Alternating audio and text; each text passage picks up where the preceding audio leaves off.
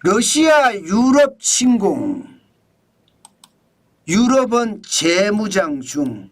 와, 여러분 이 말 들으니까 좀 섬뜩섬뜩하지 않나요?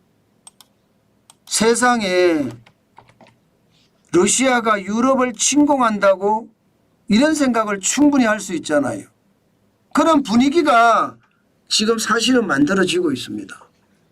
도널드 트럼프 대통령이 러시아 편을 들고 있잖아요. 지금 우크라이나 러시아 전쟁도 유럽을 다 빼버리고요. 심지어 당사국인 우크라이나도 빼버리고 미국과 러시아가 지금 협상을 하고 있잖아요. 그런 것을 보면요. 유럽 패싱, 우크라이나 패싱. 그러니까 지금이 어쩌면 트럼프 대통령과 푸틴하고 가까워지면서 과거 냉전보다가 유럽 입장에서는 더 위험하다 이렇게 느끼고 있는 겁니다. 실제로 그거 느끼고 있는 증거 한번 보여드릴까요? 국방비 늘리는 거 보세요. 2020년에 유럽의 국방비는 1980억 유로였습니다. 그런데 2024년을 보십시오. 3260억 유로입니다. 4년 사이에 국방비가 64.6%가 늘었습니다. 1280억 유로가 늘었다는 거예요. 게다가 2021년 2040억 유로였잖아요. 그게 매년 높아지고 있습니다. 매년. 2022년에는 2400억 유로.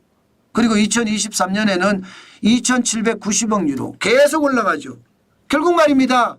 유럽은 지금 재무장 중이라는 거예요. 과거 1차 세계대전이나 2차 세계대전에 유럽의 폐허를 더 이상 겪지 않다는 거겠죠. 미리미리 무장을 해서 러시아에 대한 대응을 해야 되겠다. 그런 얘기까지 나오고 있거든요. 심지어 말입니다.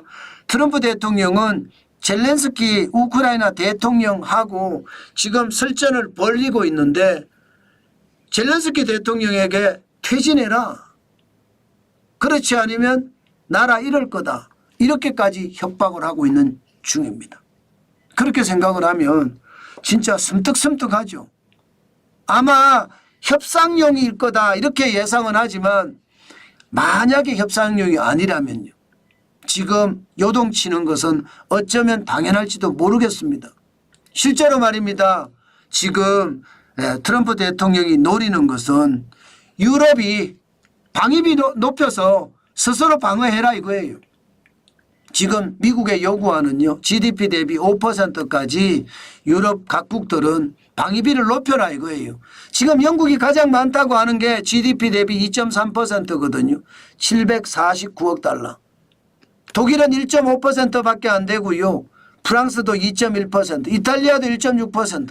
가장 많다고 이야기하는 게 폴란드입니다. 폴란드가 3.8%입니다. 스페인도 1.5%고요. 네덜란드도 1.5%입니다. 그러면서 미국은요. 자체 방위비를 낮춰버렸습니다. 5년간 매년 8%씩 낮춘다고 해요. 그러면서 유럽은 방위비 올려라 이거예요. 결국은 자국 우선주의죠. 그죠? 유럽 방위비를 과거 트럼프 대통령이 1기 때 3%까지 GDP 대비 3%까지 올리라고 했는데 지금 2기 때는 5%까지 올리라고 하잖아요. 그러니까 유럽은 지금 발등에 불이 떨어진 거예요. 안 올리면 뭐 미국이 그만큼 거기에 대한 보복을 하고 또 소외를 시킬 거니까 유럽 입장에서는 울며 겨자 먹기로 할 수밖에 없습니다. 게다가 말입니다. 미국이 그린란드에 대한 욕심을 내고 있잖아요. 그린란드가 덴마크령입니다. 덴마크가 지배하고 있는 게 그린란드예요. 근데 그 그린란드 미국이 사겠다는 거잖아요. 그러니까 덴마크 입장에서는 이거 안 되겠다. 무기를 마구마구 사들입니다. 사고 또 사라. 그렇게 이야기할 만큼 지금 덴마크 총리는요. 계속 기자회견을 통해서 무기를 사들이고 있습니다. 올해와 내년의 국방비로만 500억 크로네 약 10조 정도 됩니다. 10조를 더 추가 편성을 해서 무기를 사들인다 이렇게 이야기할 정도로 굉장히 빠르게 지금 유럽이 재무장하고 있습니다. 마찬가지로 핀란드나 노르웨이도 마찬가지입니다. 지금 우크라이나 꼴이 나지 않으려면 지금 무기를 더 보강을 해서요. 나토에 가입했지만